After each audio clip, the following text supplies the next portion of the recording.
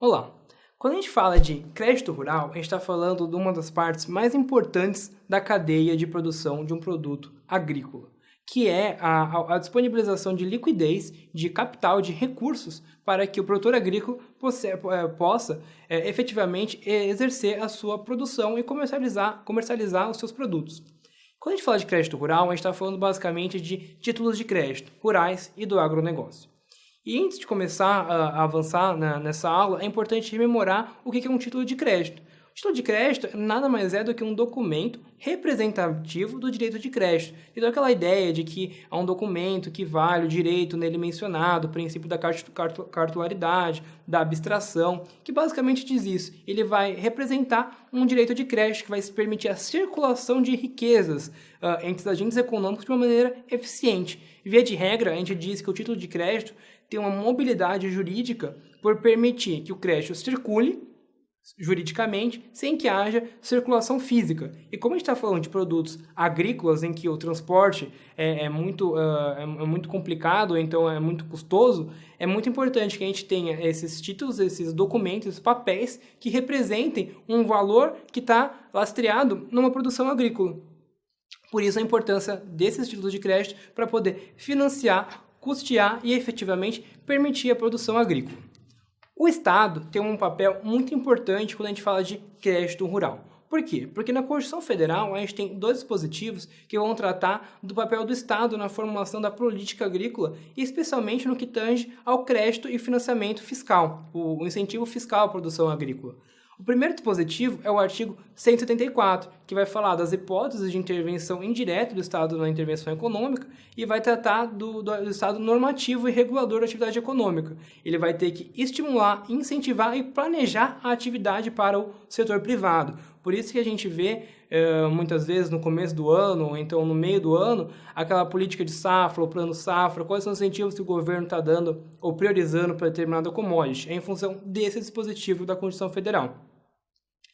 Esse dispositivo é um dispositivo geral que vai ser melhor regulamentado no artigo 187, que é um artigo que está situado no capítulo da política agrícola.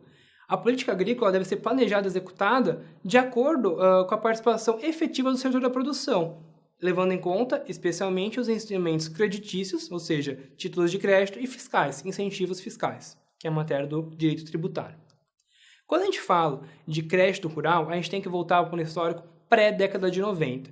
Quando a gente fala de pré-década de 90, a gente está falando de 1965. A partir da década de 90, a gente vai ter a criação de uma série de outros instrumentos. Até então, só existia a ideia de crédito rural, previsto pela Lei 4.829 de 1965. Essa lei, ela basicamente vai tratar das entidades públicas que vão financiar a atividade rural, então o Banco do Brasil, Caixa Econômica Federal e demais outros bancos públicos que vão ter esse papel de oferecer condições mais facilitadas para o produtor.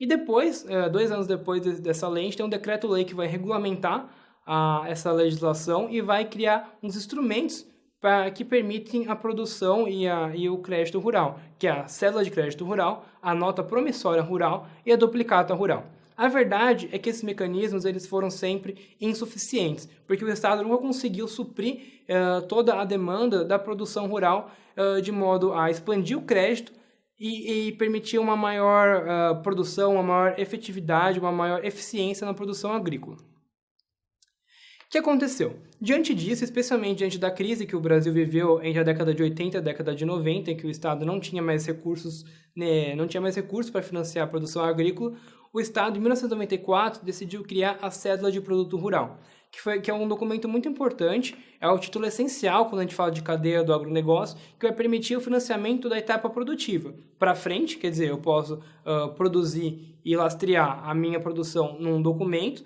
financiando tanto a aquisição de insumos quanto vendendo a preço futuro. Então, o Estado abre mão do seu papel controlador e coloca à disposição dos particulares um documento que vai permitir o financiamento da produção, que é a CPR. Quando a gente chega nos anos 2000, embora a CPR seja um modelo vencedor na cadeia do agronegócio, em 2004 o governo decide permitir que o setor privado tenha maiores instrumentos para poder viabilizar o seu investimento. Então a gente vai ter documentos como o warrant agropecuário e o certificado de depósito agropecuário, e outros títulos que são títulos representativos de outras produções, que é o certificado de direitos creditórios do agronegócio, a letra de crédito do agronegócio e o certificado de recebíveis do agronegócio. Todos os documentos vão imprimir um novo padrão de financiamento para desenvolver e consolidar todo o movimento que começou na década de 90, lá atrás com a CPR. E esse conjunto de instrumentos privados para financiamento do agronegócio, a gente chama de Sistema Privado de Financiamento do Agronegócio. Essa nomenclatura está definida em lei. Está definida naquela legislação lá de 2004, que inaugurou uma série de títulos.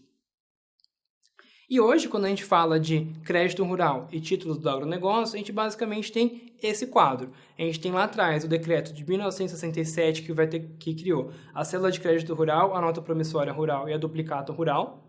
Depois a gente vai ter a legislação de 94, que criou a CPR, e a lei 11.076 de 2004, que vai completar o sistema de financiamento privado do agronegócio, com a criação do certificado de depósito agropecuário, o warrant agropecuário, a letra de crédito do agronegócio, a CDCA e o CRA, que são os títulos que a gente vai começar a estudar a partir das próximas aulas.